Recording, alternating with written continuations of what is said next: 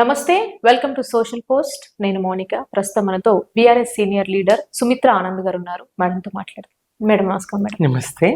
Madam, ఏంటి madam అసలు ఏం జరుగుతోంది కేసీఆర్ గారి ఫ్యామిలీలో? అంటే ఫస్ట్ నుంచి చాలా మంది అనుకున్నట్లుగా వాళ్ళ ఫ్యామిలీలో ఏదో జరుగుతోంది, కవిత గారు వేరే పార్టీ పెట్టే అవకాశాలు ఉండొచ్చు అని ఇంతకు ముందుకు కొన్ని రూమర్స్ వచ్చాయి. సో ఆ రూమర్స్ కి తగినట్టుగా పరిణామాలు జరుగుతున్నాయి అనుకోవచ్చా? ఏదైతే జరుగుతున్న పరిణామాలు విచారకరమే, జరగకూడని అవాంఛితమైనటువంటి పరిణామాలు ఇవి. ఏది ఏమైనా టీ కప్పులో తుపాను లాగా సమసిపోతాయి, సమసిపోవాలి అని అనుకునే లక్షలాది మంది, 60 లక్షల బీఆర్ఎస్ కుటుంబ సభ్యుల్లో నేను ఒకదాన్ని. ఈ పరిణామాలు జరగకూడదు, విచారకర పరిణామాలు, బాధాకరం. ఇలాంటి పరిణామాలు జరగకూడదు, ఇవి సమసిపోవాలని కోరుకునేదాన్ని.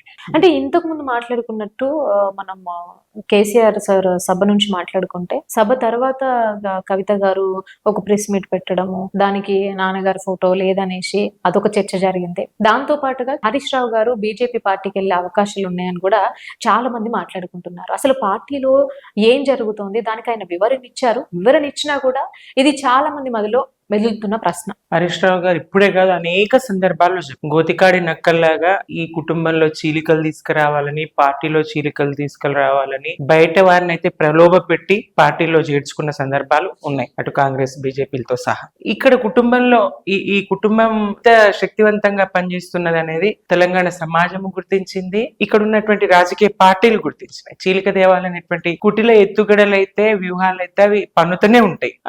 ఆ వ్యూహంలో చిక్కకుండా హరీష్ రావు గారు పదే పదే ఖండిస్తూ వస్తూ ఉన్నారు. నా అడుగులు కేసీఆర్ తోనే, నేను కేసీఆర్ మాటే నాకు శిరోధార్యం, ఆయన మాటే నాకు వేదవాక్కు, నేను పక్కకు వెళ్లేది లేదు, ఆయన శాసనమే నాకు ఇది అని చెప్పేసి స్పష్టంగా చాలా సందర్భాల్లో చెప్తున్నారు. అయినా ఈ దుష్ప్రచారాలు ఆపడం లేదు. కవిత గారు ప్రెస్ మీట్ లో కూడా పెద్దగా వ్యతిరేకంగా చెప్పింది ఏం లేదు. అక్కడ ఫోటో లేదని అన్నారు, అదైతే నేను చూడలేదు. నేను ఆ మేడే ఉత్సవాలకి నేను వెళ్ళలేదు, కార్మిక దినోత్సవం సందర్భంగా నేను వెళ్ళలేదు. అక్కడ ఏం జరిగింది అనేది కూడా నేను చూడలేదు.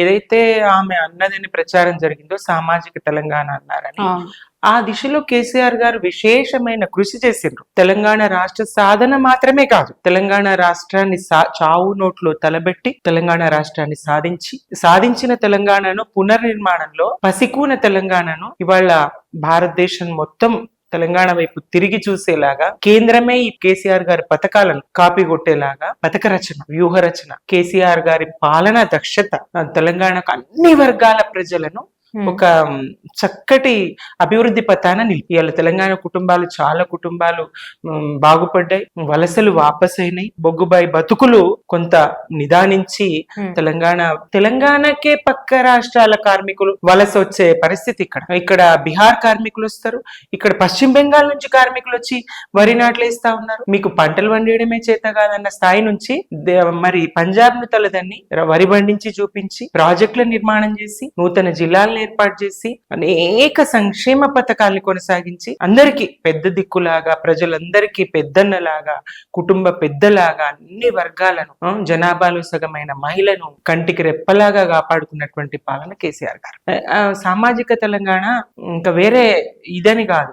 ఏదైతే తెలంగాణ ఉద్యమానికి ముందు రకరకాల నినాదాలతోని వివిధ కొంతమంది చాలా మంది బయలుదేరి నవ తెలంగాణ పార్టీ అని చెప్పేసి చంద్రబాబు ఏజెంట్ గా దేవేందర్ గౌడ్ గారు వచ్చారు. అంతకన్నా ముందే ఆల నరేంద్ర గారు ఒక పార్టీ పెట్టారు. అంతకన్నా ముందే తల్లి తెలంగాణ పేరుతో విజయశాంతి గారు ఒక పార్టీ పెట్టారు.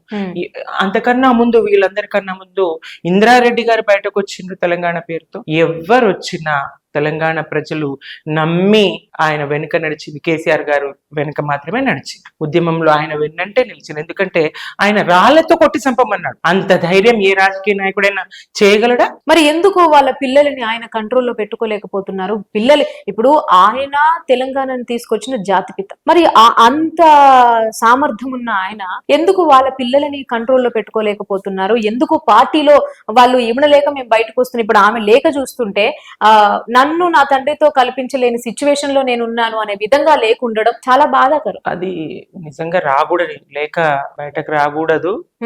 అసలు లేఖ రాయాల్సిన అవసరం కూడా ఉండకూడదు. ఒక తండ్రి కూతురు మధ్య పరస్పరం మాటలతోనే ఉండాలి, మాట్లాడుకోలేని స్థితి ఉందని నేనైతే అనుకోను. లేఖ రూపంగా మరి బయట మాట్లాడుకోలేని స్థితి ఉంటే కదా లేఖ రూపంగా అవును. మాట్లాడుకోలేని స్థితి ఉందని అయితే దగ్గరగా కుటుంబాన్ని చూసిన మనిషిగా నేను అనుకోను. తను చెప్తా ఉన్నారు కవిత గారు, మేడం గారు, చాలా సందర్భాల్లో నేను రాశాను. అంటే వారిద్దరి మధ్య ఉన్నటువంటి అవును అంటున్నారు. ఇది ఎలా ఉందో బయట ప్రపంచానికి అంత వివరంగా తెలిసేటువంటి అవకాశం ఉండదు. అంటే కొన్ని సందర్భాల్లో ఈవిడెక్కడో ఉండొచ్చు, ఆయన ఎక్కడో ఉండొచ్చు, లేఖల ద్వారా వీళ్ళు ఓపెన్ చెప్పుకోకపోయిన కొన్ని విషయాలు ఇంతకు ముందు లేఖలో ప్రస్తావించుకొని ఉండొచ్చు. కానీ ఇప్పుడు ప్రధానంగా 6 పేజీల లేఖ, నీ దగ్గర కోవట్లు ఉన్నారు, నీ చుట్టూ దయ్యాలు ఉన్నారు, మా నాన్న దేవుడు కానీ ఆయన చుట్టూ దయ్యాలు ఉన్నారు అని అంటే ఎవరు ఆ దయ్యం, ఎవరు ఆ కోవట్లు ఎవరు? ఇదైతే కొంచెం హాస్యాస్పదమే. దేవుడు ఎక్కడ ఉంటాడో దయ్యాలు అక్కడ ఉండవు. దేవుడున్న చోట అంటే దయ్యాలకు స్థానం ఉండదు. దేవుడు ఎక్కడున్నాడో దయ్యాలు కూడా అక్కడ ఉంటాయి అంటారు కదా. దేవుడున్న చోట దయ్యాలు ఉండవండి. ఎందుకు మనం ఒక దయ్యమని, దయ్యాలు దేవుడు అంతా ఇదే విశ్వసించదగ్గ పరిణామం కాకున్నప్పటికీ ఎవరైనా నమ్మేవాళ్ళు, ఈ విశ్వాసాలు ఉన్న వాళ్ళు అక్కడ దయ్యం ఉన్నదంటే దేవుడి పేరు తీసుకుంటారు.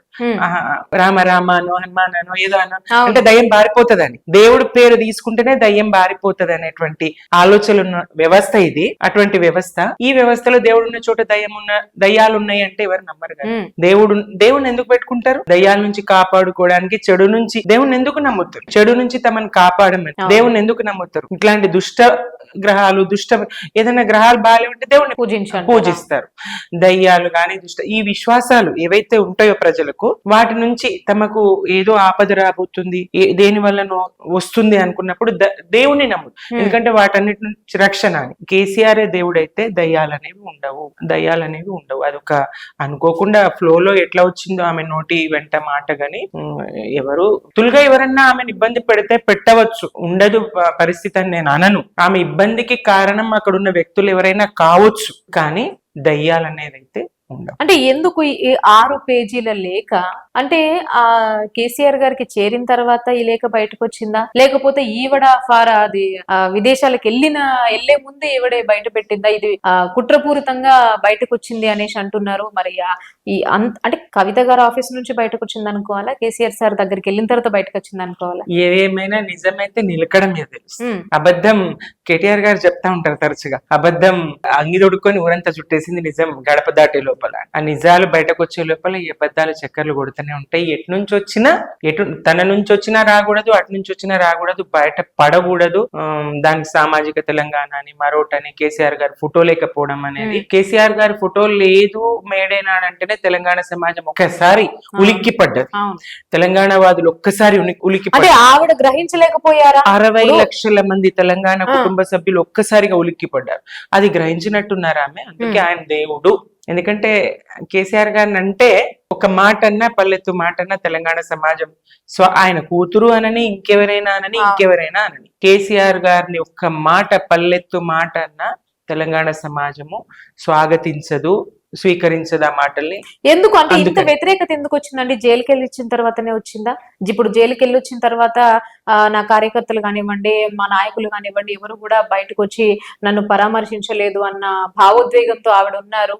ఆవిడ ఎక్కడ సభ పెట్టినా కూడా నాన్న రాలేని పరిస్థితి కనిపిస్తుంది, అన్న రాలేని పరిస్థితి కనిపిస్తుంది, బావగారు రాలేని పరిస్థితి కనిపిస్తుంది అంటున్నారు. వీటన్నింటికి ఆజ్యం పోస్తున్నట్టే కదా. ఇప్పుడు ఈవిడ ఇలా చేస్తుంది అని అంటే నెక్స్ట్ కొత్త పార్టీ పెట్టే అవకాశాలు ఉండొచ్చు అనే వాదన వినిపిస్తోంది. మరి జాగృతి ఆవిర్భావం నుంచి ఉన్నదాన్ని నేను ఏ జాగృతి సమావేశాల్లో కూడా అన్న గాని, బావ గాని, నాన్న గాని వచ్చిన సందర్భాలు లేవు. జాగృతిగా తాను చేసిన ఏ కార్యక్రమానికి కూడా కుటుంబ సభ్యులు గాని, పార్టీ పెద్దలు గాని వచ్చినటువంటి సందర్భాలు లేవు.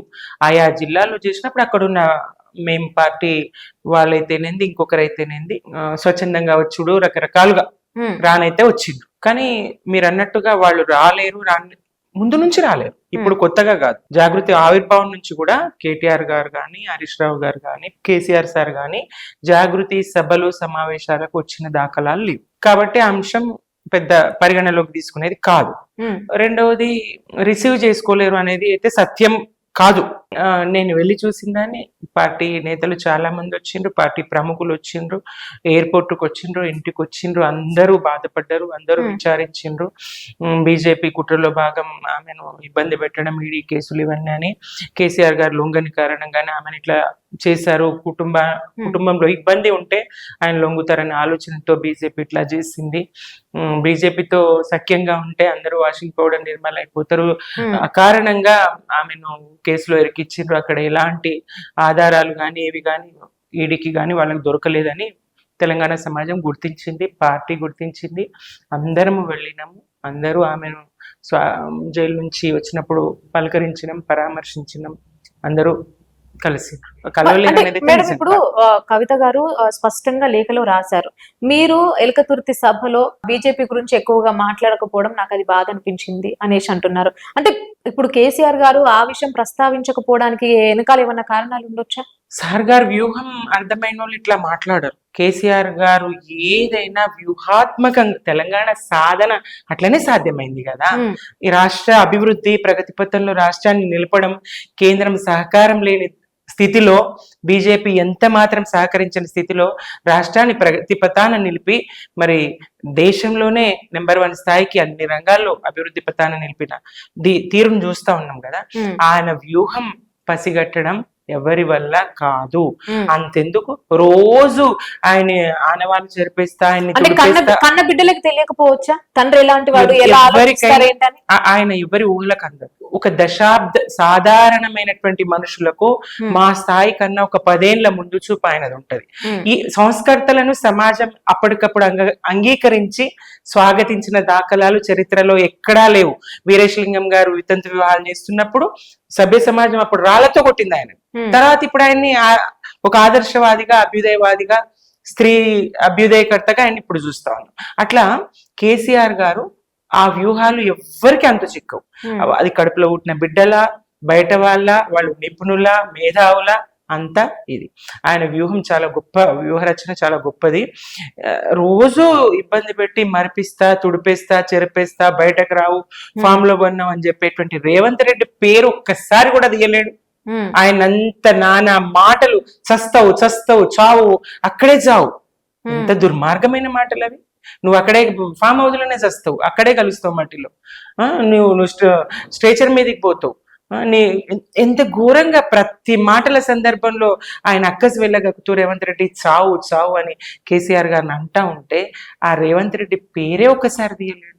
బీజేపీ ఆయనకు ఒక లెక్కలేదా? ఎందుకు ఆయన పేరెత్తలేడు, ఎందుకు ఆయన ఇది చేయలేదంటే అది వ్యూహంలో భాగమే.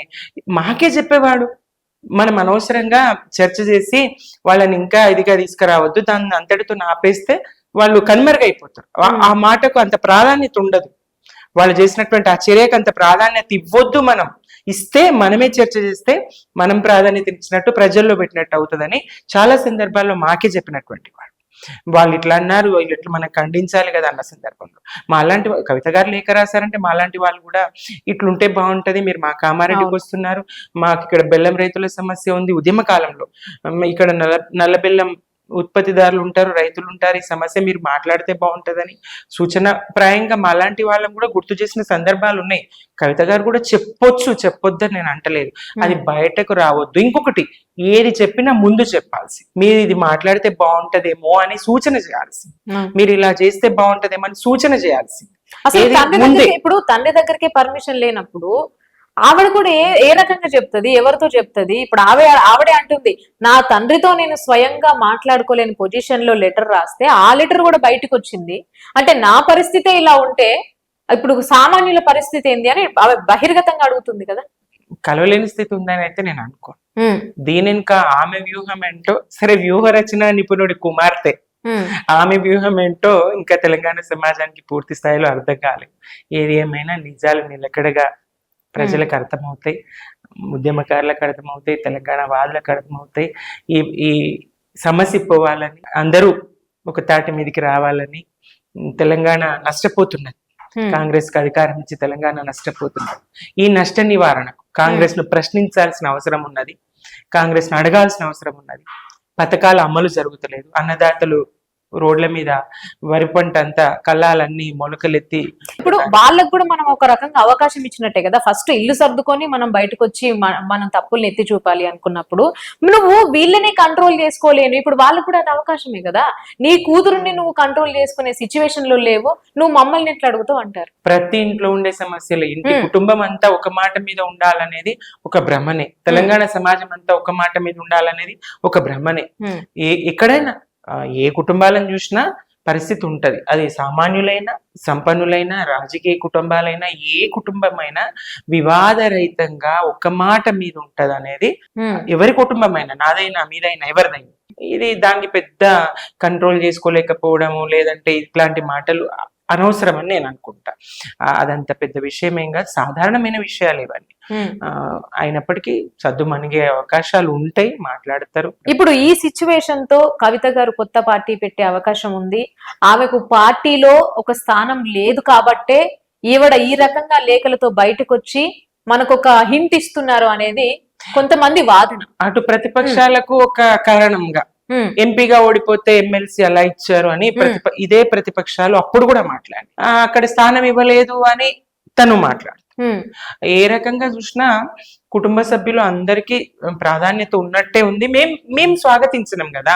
వాళ్ళు ఏ కార్యక్రమాలు చేసినా, ఎవరు వచ్చినా, కేసీఆర్ కుటుంబం నుంచి వచ్చినా, పార్టీ నుంచి వచ్చినా, ఆ కుటుంబ సభ్యులే కాదు బీఆర్ఎస్ పార్టీ నుంచి ఎవరు వచ్చినా మేము స్వాగతించినాం. ఎక్కడికి వస్తే అక్కడ కార్యక్రమాల నిర్వహణలో మేము ముందు. అంటే నెక్స్ట్ ఒకవేళ కవిత గారు పార్టీ పెట్టే, అంటే ఈ పార్టీ గురించి అడుగుతున్నా, ఈ ఇప్పుడు జరిగే సిచ్యువేషన్స్ బట్టి మీరు అనుకున్న దాన్ని బట్టి ఆవిడ పార్టీ పెట్టే అవకాశాలు ఉండొచ్చా? పెట్టకపోవచ్చని అనుకుంటున్నా, పెట్టకూడదనే కోరుతున్నా, పెట్టకపోవచ్చని అనుకుంటున్నా. వివాదం పరిష్కారం కావాలని అనుకుంటున్నా, సమస్య పరిష్కారం కావాలనే కోరుతున్నా. నేనే కాదు చాలా మంది కోరుకుంటున్నారు. పార్టీ పెట్టొద్దు, పెట్టకూడదు. ఇప్పుడు మనం ఆల్రెడీ నిన్నటి నుంచి ఇష్యూ జరుగుతుంది, చాలా బర్నింగ్ టాపిక్ అయిపోయింది. మరి దీని మీద కేటీఆర్ గారు కానివ్వండి, కేసీఆర్ గారు కానివ్వండి, లేకుంటే ఇంకెవరైనా దీనికి వివరణ ఎందుకు ఇవ్వలేకపోతున్నారు ఇప్పటి వరకు కూడా? జస్ట్ రాత్రే కదా తను వచ్చి, చూడాలి, వేచి చూడాలి ఏం చెప్తారో, వేచి చూడాలి.